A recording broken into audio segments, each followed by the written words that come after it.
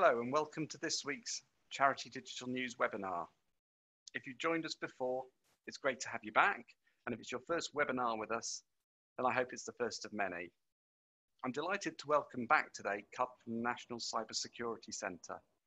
CUP has a 7-year history in charities, onto which he's added real expertise in cybersecurity.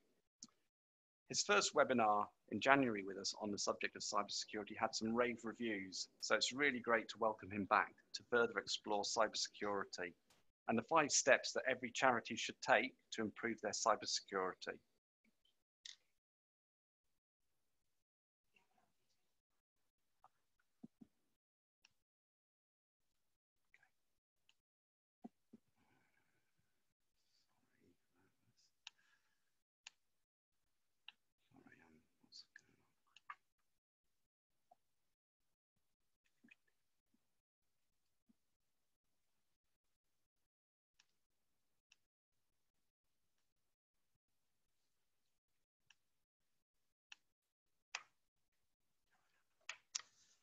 A few words on us. Charity Digital News is part of Tech Trust.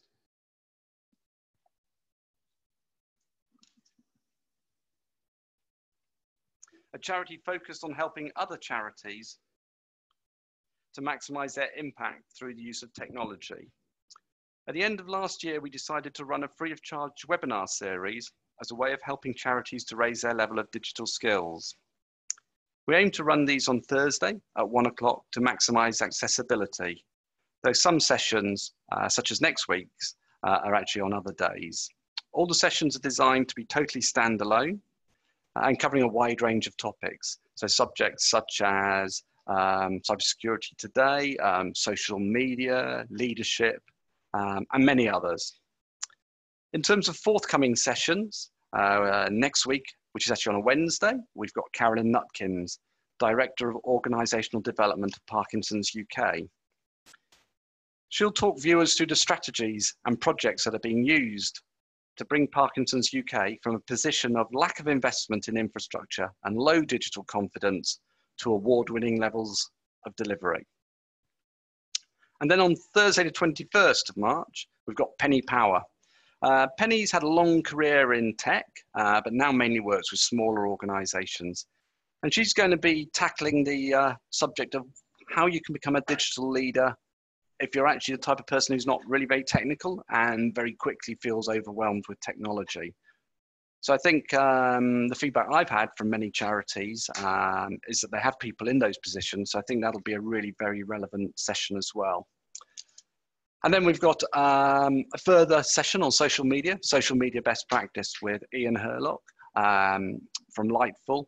That's the second Lightful webinar. Again, our first session with them on creating a social media calendar had some rave reviews.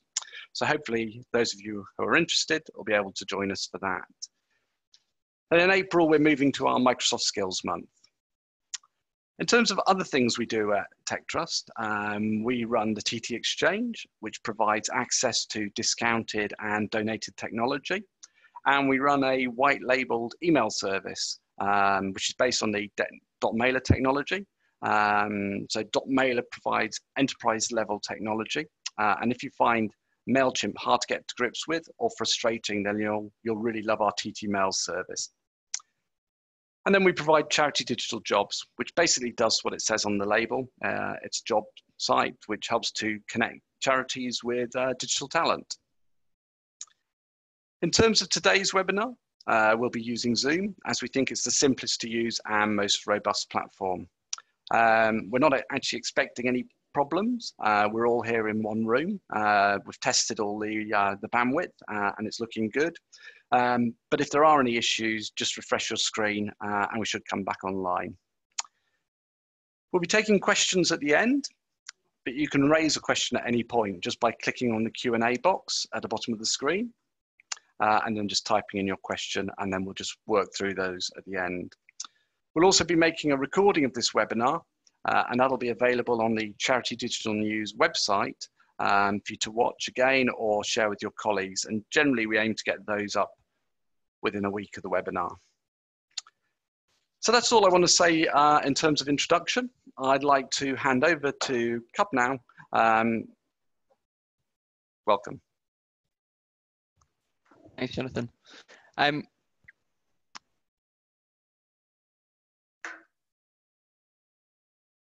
Thank you very much for joining. So before we move on to today's topic, which is the 5 things that every charity should be doing to protect themselves from cyber attacks, I'm just going to recap 3 things from the first webinar, which is ultimately the threat that the charities are under, which was the basis for that webinar. And those 3 things are: why are charities at risk? Well, simply put, they hold funds, they hold personal, commercial, and financial data, and those are things that unfortunately cyber criminals want to get hold of because they have a value to them. The second thing is, who are charities at risk from? The primary group that charities need to be worried about is cyber criminals, who are those who are motivated by money. So for them, it's all a sort of cost benefit analysis. Are they going to get more from attacking your charity than they're going to spend in their own time and resources and things like that? And within that group, there's a sort of a group of insiders and inadvertent insiders who help these attacks along. So whether that's someone who intentionally is choosing to harm your charity from inside, perhaps a disgruntled employee or volunteer, or perhaps someone who, through no intention at all, has put the charity at risk, either by having a weak password or by plugging in a USB drive that contains some a virus on it, or perhaps very simply just clicks on a link in an email. And unfortunately, that's who the charities are at risk from most. There is some other ones which I'd encourage you to go back and look at from the first webinar. And then how charities are being attacked. So the common types that we're seeing amongst charities are malicious software and spyware. So commonly referred to as viruses and things like that, but really any kind of software that's going to harm your charity. Business email attacks, so perhaps that's either trying to pretend to be someone that they're not and convince you to pay an invoice fraudulently, or perhaps they're trying to get into the email accounts of one of your staff or volunteers, perhaps to try and enable a larger attack. And then finally, ransomware and extortion. So where criminals put something on your system which completely locks it down and stops you having access to your documents and your supporters and things like that. And then they ask for a ransom to be paid in order to unlock it. So we're seeing those kinds of attacks affecting charities. There are others as well, but those are the kind of ones we're going to focus the guidance around today. So one of the first of those 5 things that we're going to talk about today is backing up your data. And it might sound like an odd place to start in terms of having something to recover from as being the first thing.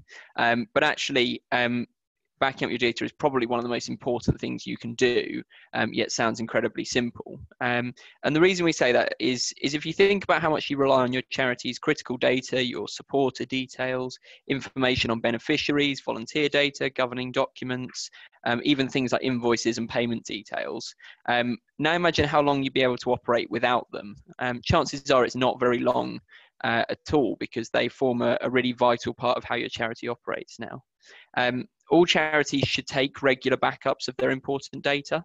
By doing this, you're ensuring that the charity can still function following the impact of obviously a cyber attack, but actually also a flood, a fire, physical damage, a break-in in your office or your home. And while those are important, you obviously will be much more resilient to cybercrime as well. So the first thing you need to do to make sure you're in a good place with backing up your data is identify what you need to back up.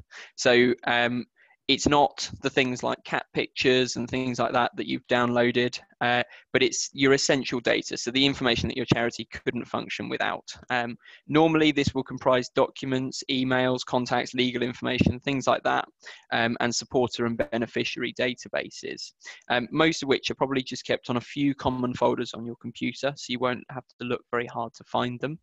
And it's probably best not to back up too much, because the more you back up, the slower it's potentially going to be to make sure that that's all accessible. The second thing is keep it completely separate. So the reason we say that is whether it's on a USB stick, a separate drive, or even a separate computer, your backup is no good if it's left plugged into the device that gets stolen or that suffers a cyber attack, because unfortunately that separate device or USB stick is also going to be infected or stolen. And access to those backups should be restricted so that not all staff have access to them, and they're only available to those that are really going to need them and know what to do with them. The last thing you want is someone taking the backup that's on perhaps a USB stick and writing over it with a presentation they need for a conference that day. The third thing, consider the cloud. So obviously we've been working with Tech Trust now, and they have a lot of cloud storage providers on the TT Exchange. And the reason we say consider the cloud is you're probably already using it anyway. If you, unless you're running your own email server, your emails are probably already stored in the cloud with the likes of Gmail or Hotmail or Microsoft Office 365 and things like that. And using cloud storage means your data is in a physically separate location, meaning it can't be damaged by a fire, a theft, a flood in your office. And cloud service providers can supply your charity with data storage and other services without you needing to invest in quite expensive hardware up front. So actually, from a cost perspective for charities, it will probably turn out to be much more effective for that subscription price that it costs. And we definitely encourage you to have a look on the TT Exchange and see what offers are suitable for your organisation. And the last thing is make it part of your everyday routine. Backing up is not an exciting task. There's always going to be things that are more important, but the majority of cloud storage in particular now allows you to make backups automatically. Ensuring that that's turned on will allow you to have the most up-to-date version of all of your information. And if something goes wrong, it also means you have it there and available, and you're not going to lose too much information since you last did your backup.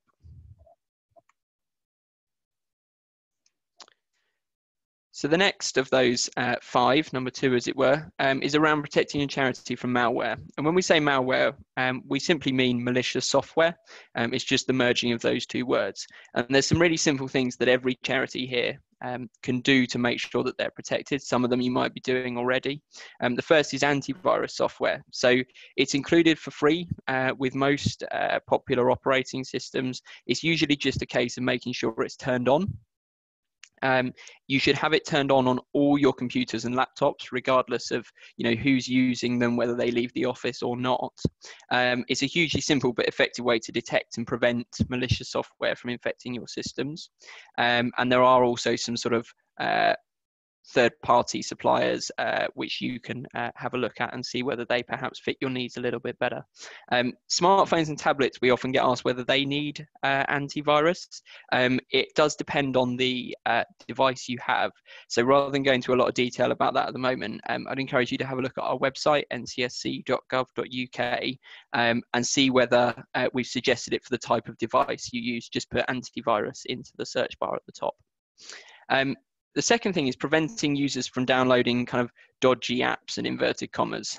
We're not saying kind of anything untoward, but things that aren't perhaps intended for the workplace. So that's things like people might often think they're downloading a much better PDF reader, perhaps, or they're putting what they thought was Spotify onto their work computer so they can listen to music. Users should only really have enough permissions on their account to be able to do things that their role needs them to do.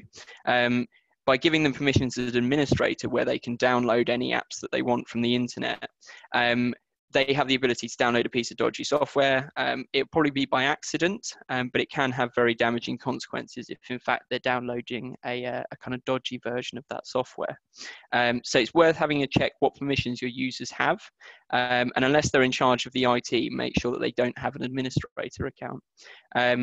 If you have a lot of staff or volunteers that are using their own devices at work, we've got some separate guidance around what we call bring your own device. It's something that we know is growing as a concept at the moment, and particularly amongst charities who obviously can't always afford to provide everybody with a work laptop and phone. So again, have a look at our website for advice specifically on that.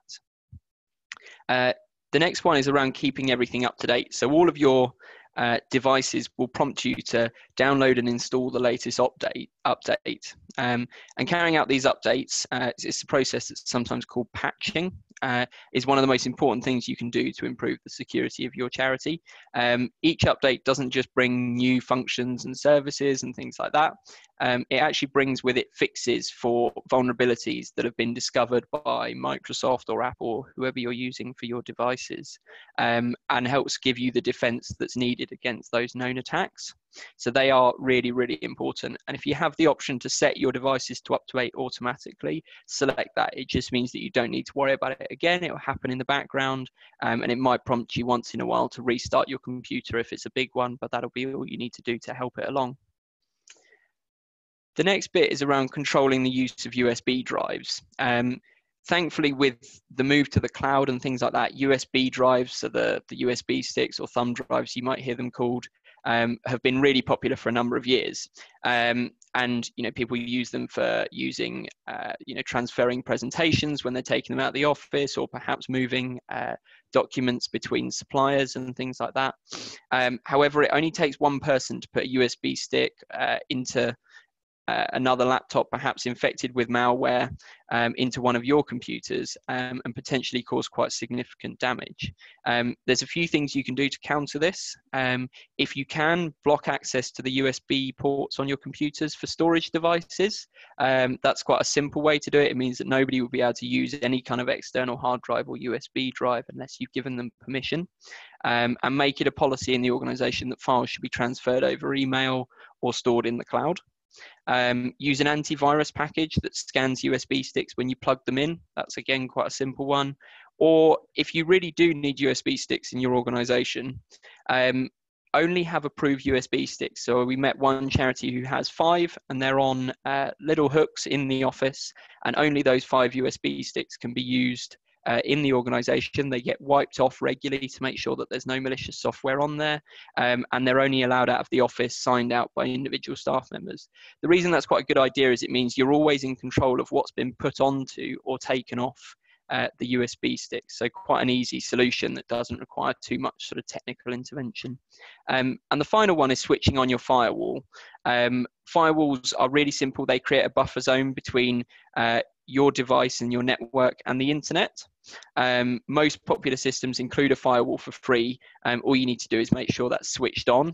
It sounds pretty easy because it really is with firewalls, but they will have a really big effect on your organization's security.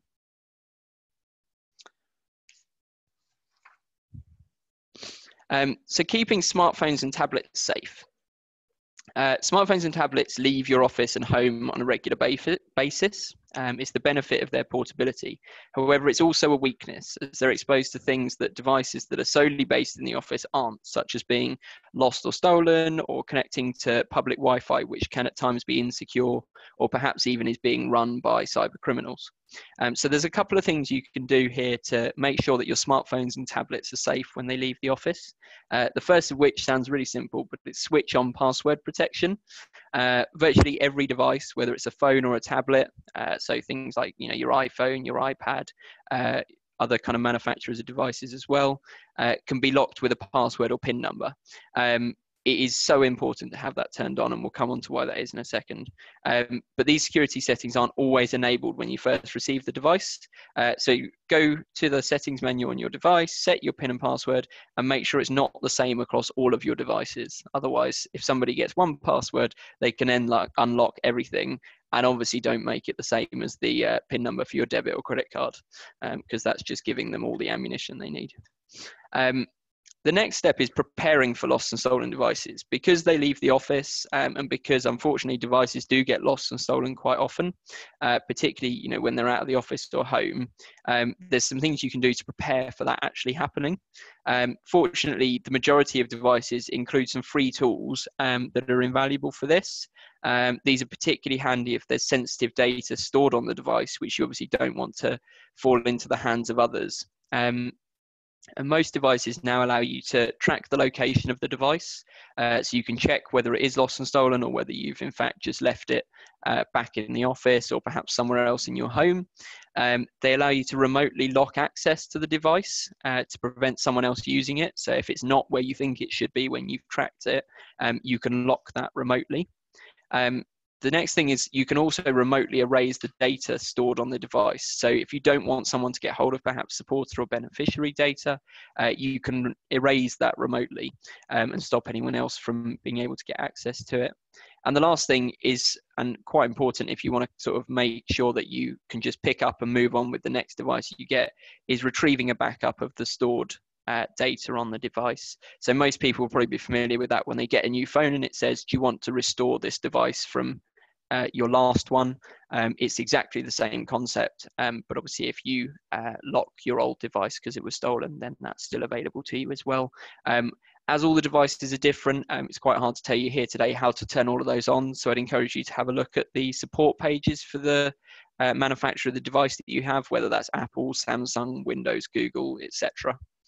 The next two things are quite similar. So it's around keeping your device up to date and keeping your apps up to date. We talked about this on the last slide for protecting against malware, but your device will come up with a little pop-up occasionally. On some, it's perhaps a little icon that says there's an update available. And it'll ask you to install those. Those again are, critical security updates to make sure that your device is protected from things that they know are potentially doing the rounds in terms of malicious software and things like that. And as they discover new ones, they issue new sort of updates to make sure that those are sorted. And particularly if you're in charge of IT in your organization, when you give a trustee, staff member or volunteer a new device, show them how to install those updates. Not everybody, it's not a given that everybody knows how to do that. And this opportunity also allows you to explain how important they are, which can only help. And exactly the same is true for your apps. So I quite often, when we're speaking at conferences and things like that, ask everyone to take out their phone and tell me how many apps need updating on their app store. You'd be quite surprised how many people have upwards of 50 apps that need updating at any one time. Each one of those, unfortunately, is a security vulnerability on your device. And if that's your work device belonging to the charity, it is actually putting the charity's data at risk from somebody being able to access it through one of those vulnerabilities. So just making sure those are done as soon as they come in is really easy. And as I said earlier, with your laptops and things, you can turn on automatic updates to make sure that those are being done automatically and you can stop worrying about them. The last thing in this section is around using public Wi-Fi. Most people probably use it quite regularly, whether that's in a coffee shop, an airport, a hotel. And it is really convenient. We completely understand that. However, there's no easy way to find out who actually controls that hotspot that is being used. So, it may say the name of the coffee shop that you're in, but there's really no way to know whether that's just someone pretending to be the coffee shop. And when you log into their Wi-Fi hotspot, are they actually monitoring everything that you're doing, whether that's, sending emails, perhaps putting in passwords into websites and things like that. So there is a bit of a risk there. And unfortunately, there's no easy solution to it. The simplest way, but I appreciate not particularly suitable for everybody, is to not connect to public Wi-Fi. Instead, use the 3G or 4G connection on your phone. That way, that's a much more secure way of sending, particularly if it's sensitive data that you wouldn't want falling into the hands of others. But just really being very conscious of what you do around public Wi-Fi. So don't use public Wi-Fi to send anything sensitive. If you're handling personal data for other people, it's best not to send that over public Wi-Fi. And if you do send a lot of that kind of information, it's worth asking your IT provider whether they can set you up with a virtual private network, which encrypts your data before it's sent across the internet. Something like that might be suitable for you, but not for everybody, because they do add sort of another layer of sort of IT bureaucracy in some ways for some people. But there is some more guidance that we'll be bringing out soon around safe ways to approach public Wi-Fi to add to that. The next one, and I mentioned it under smartphones and tablets, is around using passwords. So as I said earlier, the first thing is to switch on password protection, whether that's on your laptops or your phones or your tablets. Everything now has an ability to have a password turned on. And if you have a laptop or something like that, you can also put something called encryption at rest on it. So that's putting a password on your device before it's even booted up. So you'll see it with some people when they first log into their computer, it comes up with a sort of really old-fashioned looking blue screen, and that's because their hard drive itself actually has a password on it. So you can set that up, and you just need to have a word with your IT team about how they do that. It means if someone steals your device and takes the hard drive out to try and steal the data on there, they won't be able to get access to it without beating that encryption, which is incredibly, incredibly difficult. The next thing is sort of following on from turning on password protection is using two-factor authentication. This requires you to provide two different methods to prove it's you. So generally that's a password plus another method. So most people probably remember the first time this came in widely was with banking. So you'd put your password into the online banking website, and then you put your card into one of those readers, put in your PIN number, and it gives you a unique code that lasts for about 30 seconds to a minute. That's the most common way that we kind of all use it now in terms of accessing online banking. But that facility is also available for other things that we use quite regularly, whether that's your email, perhaps your social media. A lot of online platforms now allow it as well. And the advantage of doing this is it means that the attacker needs to have something so your password, which they might have stolen in a separate way. Perhaps you've accidentally put it into a form that they have access to, or it might have been stolen through some other way. But because you've got two-factor authentication turned on, they also need something you have. So that's perhaps the device that gets a text message when you want to log in and gives you the code.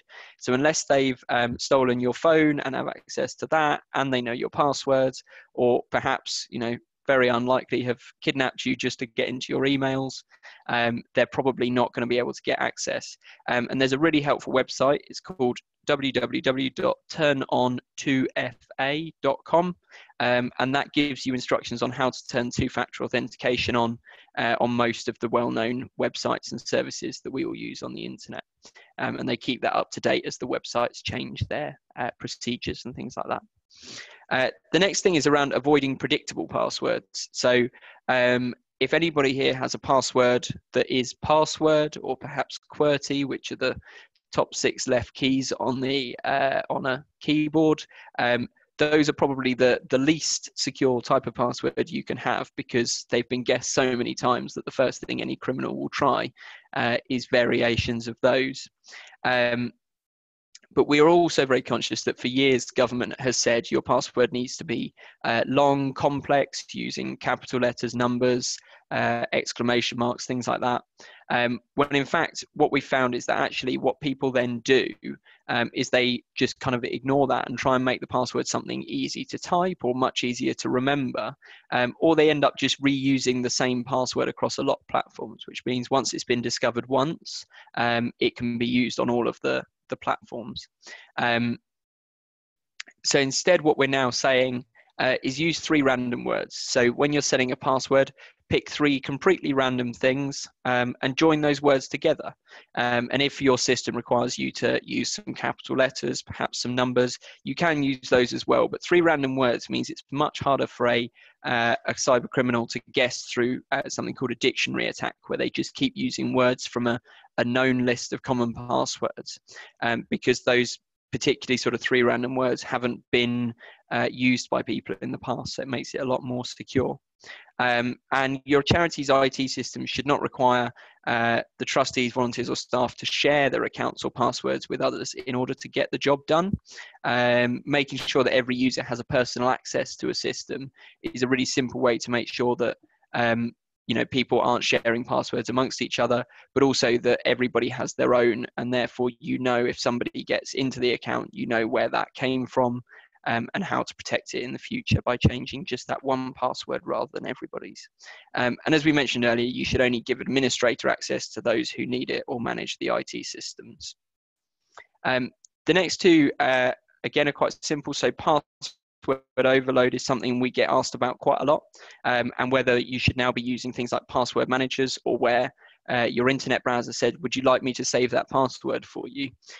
We're now absolutely advocating that people should, because we know that we're encouraging everyone to have different passwords for a lot of accounts. nobody, unless they've got an incredibly good memory, is going to remember all of the different passwords that they've set up. And if using a password manager, which itself has a very secure password for, then you're just enabling yourself to have much better passwords across your IT estate, and that will in turn make you much more secure. Obviously, if somebody gets into your password manager, you need to make sure that password gets changed really quickly and is something very secure. And most of those password managers now allow you to have two-factor authentication turned on, and we definitely only advocate using one that does. Changing all default passwords. Most people, when they get a device, it will come with a default password that the manufacturer has set. Sometimes it's as simple as like the username being admin and the password being password. Making sure those are changed is really, really important, because if you know that the default manufacturer password is admin and password, you can almost guarantee that the cyber criminals do as well. And if they know those default passwords, it's really easy to get in through kind of back doors and things like that. So make sure that those are changed as soon as you get a device. Just to prove sort of very quickly how simple but effective the 3 random words can be. There's 3 passwords up on the screen at the moment, which we put through a password dictionary to see how long it would take to be cracked. And QWERTY 987123 ! Which, according to government's old advice, would technically meet the requirements for it. It's got capital letters, numbers, big letters, little letters, and an exclamation mark at the end. Would take 15 seconds for someone to crack, because it's using commonly used words, it's using sequential numbers and things like that. You look at Coffee Tiny Fish. It's something I came up with when we were creating this session. It's much easier to type on a keyboard because you're not constantly bouncing between capital letters and little letters, and actually is a little bit easier to remember because you're not going to remember sequential numbers and things like that. That password, as it is today, would take 6 hours to crack, and putting #9 at the end of it would make the time it takes to crack it 6 years. Just by using a password dictionary attack. So that's why we're now encouraging people to use 3 random words. It's, we hope, quite simple to do, but also is, absolutely, enormously effective in stopping people from using the more common passwords, and makes it much harder for cyber criminals to crack them.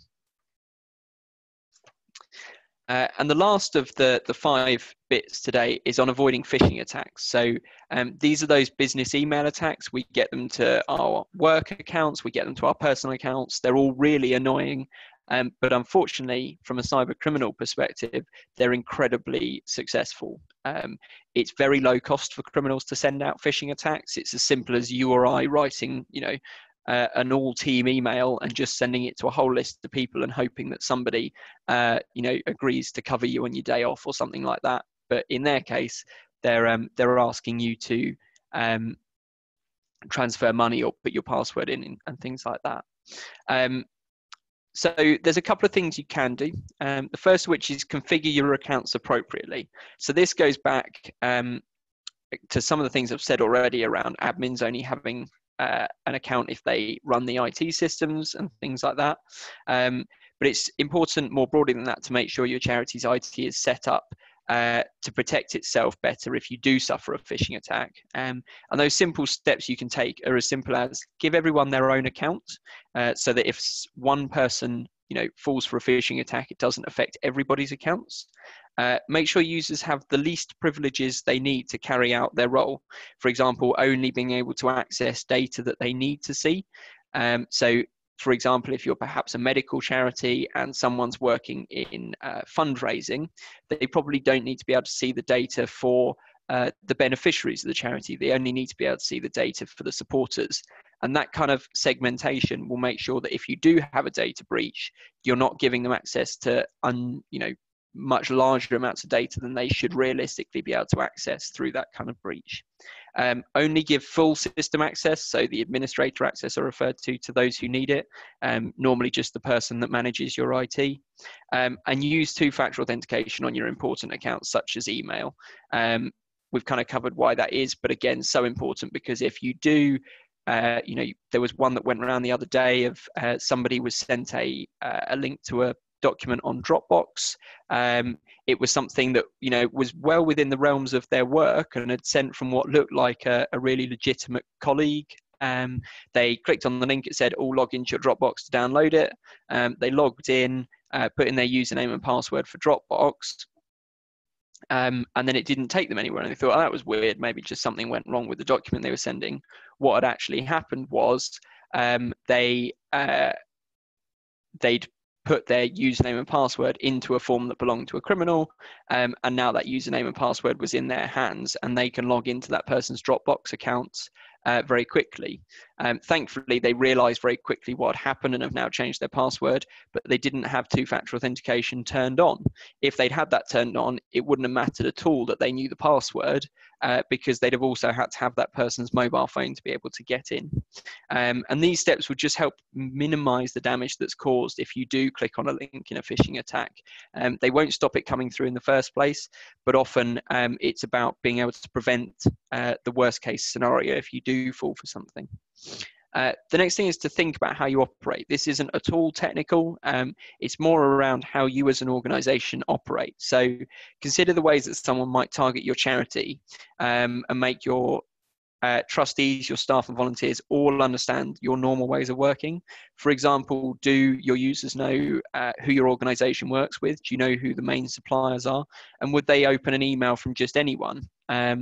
Common tricks include sending an invoice for a service that you haven't used. So when the attachment is opened, the malware is automatically installed on your computer. And another common scam is to trick staff into transferring money, or transferring money or information by sending emails that look quite authentic. So ask yourself and your colleagues that you work with, do users know what to do with unusual requests and where to get help? So if they did get a phishing email, would they know who to tell? Would users be willing to challenge an important individual, so a trustee perhaps, if they asked them to do something that seemed unusual or asked them to circumvent the normal process? Do you understand the day-to-day relationships that your charity has? Scammers will often send phishing emails from large organizations such as banks in the hope that some of the email recipients will have a connection to that company.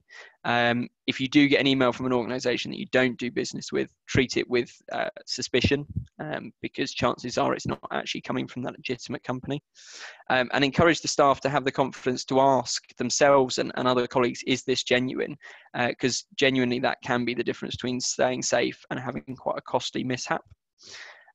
There's also some obvious signs of phishing. Now, unfortunately, they are getting more and more realistic. The ones that we've seen recently, the Dropbox one I gave as an example a second ago, look so realistic that unless you genuinely knew what you were looking for in that email, would be quite hard to spot. But there is some simple things which you can keep an eye out for.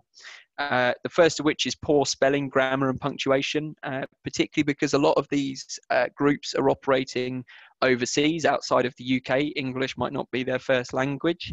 You generally know that if you get an email from your bank, it's probably been vetted by about 3 people to make sure the language is correct and that there aren't any spelling mistakes. A couple do get through, but if there's really kind of poor spelling or grammar or punctuation, be slightly more cautious than normal.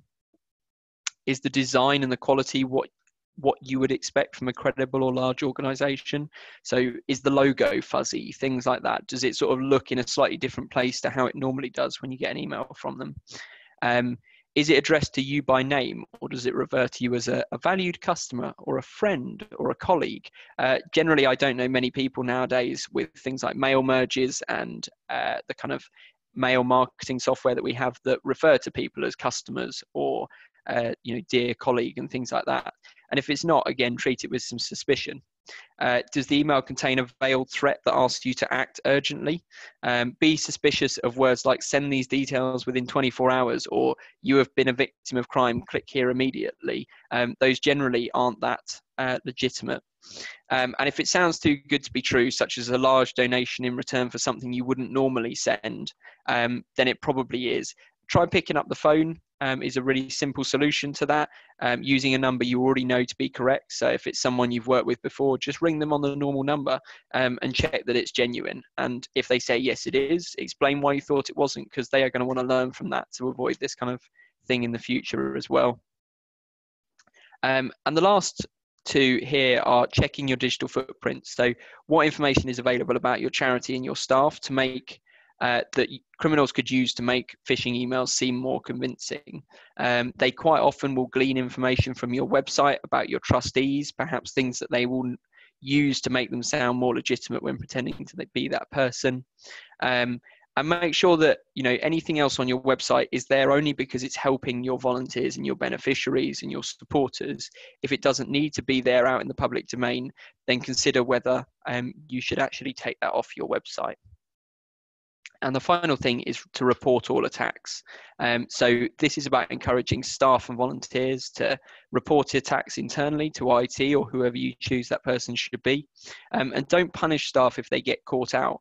It discourages people from reporting in the future and can actually make them so fearful that they spend a lot of excessive time and energy scrutinizing every email they receive. And actually both of those things can do more harm to your charity in the long run.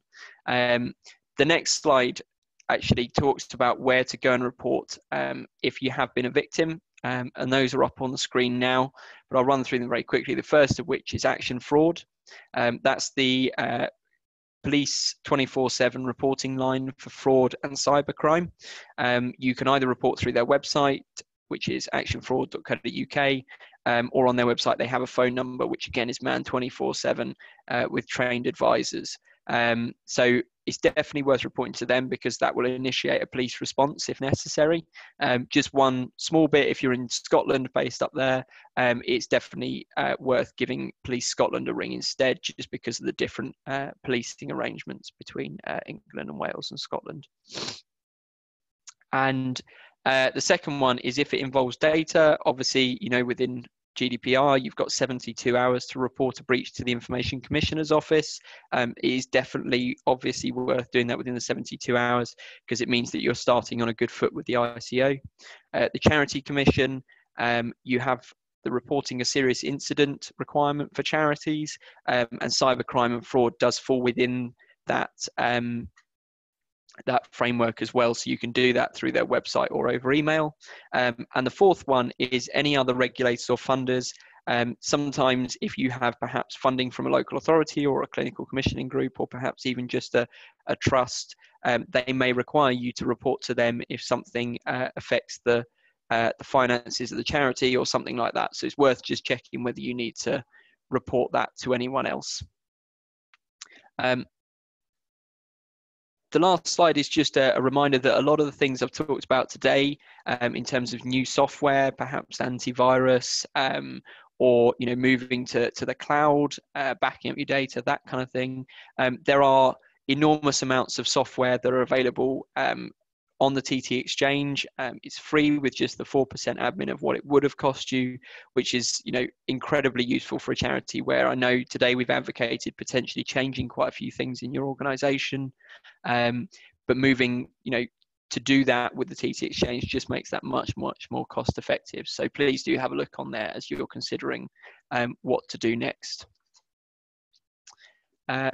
And that's the end of the content, and we'll move on to questions, which I think Jonathan's going to read out your questions from the session. Thank you, Cub. Yeah, that was there's some really great content there, and we've got questions coming in already. I guess just before we go to that, I wanted to reflect. We've been unfortunate to have an unsuccessful phishing attack on us really just last week along the lines you outlined. So somebody emailed in, they impersonated me and asked £500 in iTunes vouchers to be sent to some address. I'm very pleased to say that the member of staff who received this actually just picked up the phone and called me, and we intercepted that. But it does, it does just show that even if you've got some pretty good protections in place like we have, we're all subject to these attacks, and we need to be personally vigilant, and sometimes just a common sense approach, because why would I ask for iTunes vouchers to be sent somewhere? It's a good enough way to alert you. But let's cut into the questions. So I've got one, it's asking about things like OneDrive, and obviously I think the same question would apply to Box and and Dropbox as well. So could you talk about the security of those devices, those pieces of software, and syncing to different devices? What the security implications and benefits of those are as well? Absolutely. So with any of those kind of cloud storage providers, whether that's I think it was OneDrive mentioned in the question on the Q&A, as long as you've got two-factor authentication turned on the piece of software, so you do that through the web portal most commonly, you're it's absolutely fine to sync those with more than one devices. I know with the cloud storage provider I use, I've got it synced with my phone, with my tablet, with my laptop. And it just means that I have access to all of my documents everywhere, which I find incredibly useful, which I wouldn't do if it was only stored on the one. But actually that syncing is done pretty securely. Those organizations have invested a lot of money in making sure that's secure. There have been some historic breaches of those, but a lot of that has now been addressed. We, as the NCSC and as predecessors to this organization, we work with those organizations in setting standards for security and things like that. But a lot of the time, the places where we see the breaches happening or people having data stolen and things like that is actually through really, really simple things such as weak passwords or not having two-factor authentication turned on. So as long as you've got a good password and you've got two-factor authentication turned on, those are absolutely fine, and we would definitely encourage their use. And one of our listeners was actually quite worried about the 3 words technique, 3 random words technique. And I guess their concern was that if you had enough computing power, you might manage to crack your way through quite quickly. So could you kind of, elaborate that a bit more and explain why you might recommend 3 random words rather than, a really random sequence of numbers, letters, and odd symbols? Absolutely. So I think the concern is how quickly would it, be cracked by someone running a computer trying to guess the passwords. And there's a couple of things I'll touch on here. The first of which is what I spoke about when I explained about criminals making a cost-benefit analysis for trying to get into someone's system. If you're talking about yourself as an individual, they're not going to get an awful lot of money from you by either getting into your accounts or defrauding you out of something. So it's not going to be worth them spending an awful lot of time trying to get into an individual person's account. Now, if you're perhaps the government or a very, very, very wealthy company and you've worked out how to get into their banking, they might spend a lot more time on it. But in running passwords and things like that, so what we call dictionary attacks, which is lists of common passwords, and the most common ones being at the top, but going literally down like it's a dictionary, they will run those passwords. And unfortunately, we as humans often think we've come up with something completely unique by adding numbers and letters and what we don't see as having a pattern. Unfortunately, the chances are is if you as a human can come up with what you think is the unique string of letters and numbers, chances are someone else can. And as soon as somebody else's password that's the same as yours gets guessed, that will get added to a dictionary list of passwords, and it means it gets guessed. The advantage with 3 random words, it's not necessarily as a concept infinitely more secure than coming up with complete random strings and things like that. But all of our testing shows it is the best compromise between length of password, because every letter that you add does add a layer of complexity for someone to try and guess, but also ease of memory and ease of typing it in. The problem we have when we make things too difficult for users, so most people will probably either still have or will have had at some point in the past an IT provider that makes them change their password every 3 months or even every month in some organizations. Now, for years, that was considered to be the secure way to do it, because you're changing the password, so even if someone has stolen it, it'll be changed in the next 3 months, so they're never going to get much. The downside of that is when you actually look at the passwords that people are using, they're using the same password, but then they're adding a 1 after it, a 2 after it, a 3 after it, or in some organizations, and I've seen this before, people are using the season followed by the year followed by an exclamation mark, and you go around the organization and you can open half of the devices in that organization with a rough sort of approximation of that kind of format. So that's why we're encouraging people to use 3 random words, and also asking IT teams not to lock everybody down so that they have to change it every 3 months. Trust that people have made a strong password in the first place, and only when something happens, perhaps people are falling for phishing emails and things like that, mandate that people need to change their passwords, and do that on a case-by-case basis, not all the time. So I've got a question. You were talking about two-factor authentication earlier. So the question is, if I use two-factor authentication that involves a message to my phone and I lose my phone, how can I remotely lock it? I'm going to slightly read into the question a little bit more. Yeah. So I presume the concern is how you remotely lock the accounts that you have two-factor authentication on. So there are, on any website that offers two-factor authentication, there'll be some support pages for what to do if you've lost the device. And what that will normally require you to do is to prove that it's you in some other way. So that might be getting in touch with the support desk and providing copies of your ID, for example, or something like that. Each sort of provider has a different way of proving that, so I'm not sort of going to touch on too many ways that they might ask you to do that. But obviously, if your device does get stolen or lost, and you want to make sure that somebody can't then use that to access your accounts, that's where we go back to turning on the types of tools that are available to lock your device remotely, wipe it if necessary, and back up again when you get your new device, because that means that whoever does get that, you've obviously cancelled the SIM, so it can't receive any more text messages, so you're going to be able to remotely lock it in that sense. But obviously, if you need to get back into your email or your social media or whatever, then you just need to get in contact with them directly and prove that it's you in some other way, and those systems are quite robust for doing that. And when we were talking about the cloud earlier, that's triggered a question, and I think this is much more related, I guess, to some of the regulations rather than absolute security. So somebody's asking, do you need to know whether it's in the European Economic Area or not? So they're concerned about exporting data outside of the European Economic Area. So absolutely it is, and under GDPR there were some enhanced requirements to understand where your data is going. I won't sort of claim to be an expert in GDPR, but I will sort of give two scenarios here, and I think they both sort of stem out of Brexit as well. So absolutely it's important to know where your data is going, because you need to make sure that the contract you have with that supplier is still fitting with your legal requirements in this country. So I definitely encourage people, as part of any work they're doing around GDPR and perhaps even preparations for Brexit in some cases, to know where that data is going, and make sure that there is an agreement for sharing data between the UK and whatever country that is. Most major providers are, absolutely doing that, and they obviously set themselves up to be able to operate in the UK within the legislation.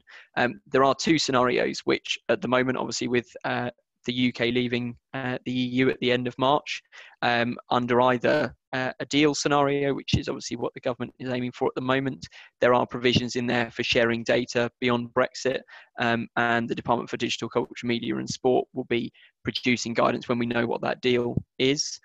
There is also some guidance available from, again, DCMS at the moment, around what would happen in a no deal scenario.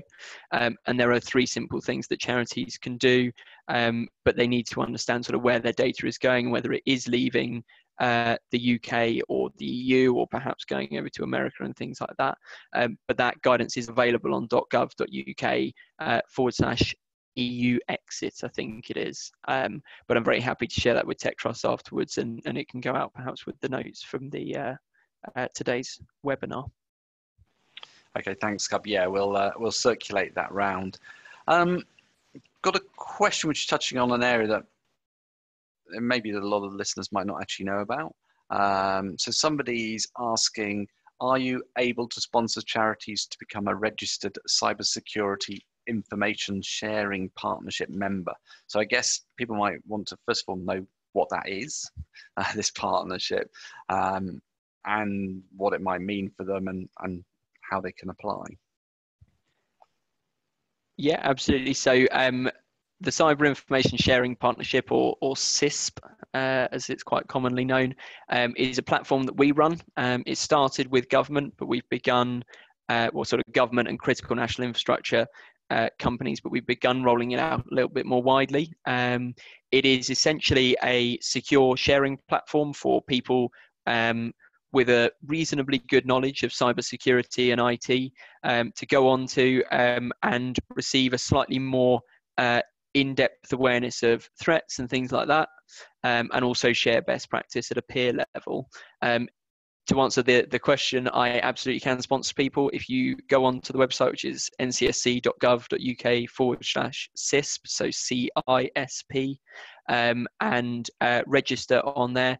If you put my name, which is on the screen at the moment, and my email address, which is cub.l@ncsc.gov.uk, as your sponsor, that will come through to me over email, and I will happily click yes, as long as you're a registered charity.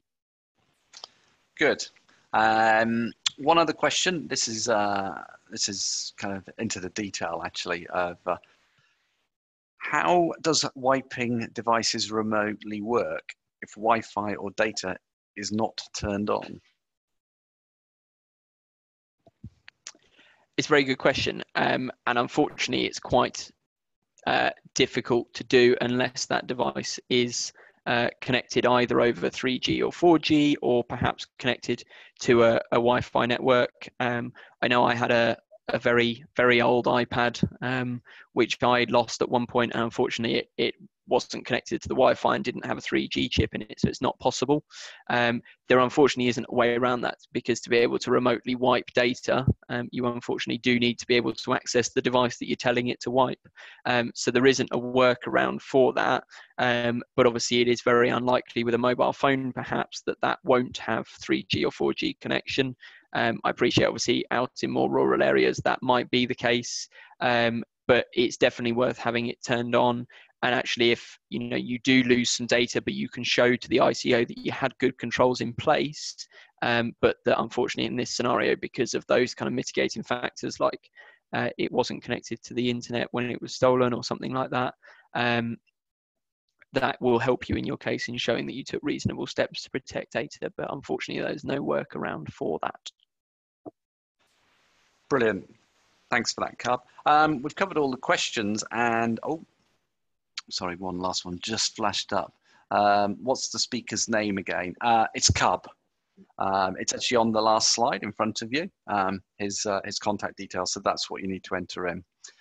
So we're just about out of time now, so I'd like to quickly wrap up.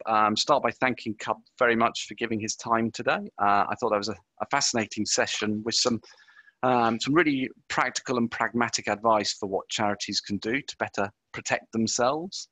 As I said at the outset, we will be making the recording of this and the slides available next week. And if you'd like to stay informed of future webinars, please sign up at the URL tech-trust.org/2019 webinar series. And in particular, if you're interested in the area of digital change and how you might lead that more successfully in your charity, do please join us next Wednesday for the webinar led by Carolyn Nutkins from Parkinson's UK, and the week after as well, where we've got Penny Power talking on the subject of digital leadership for the non-technical leader. So that's all we've got time for, as I say now. So I'd like to thank you very much for your time today, and I hope you're going to be able to join us for our next webinar next week. Goodbye.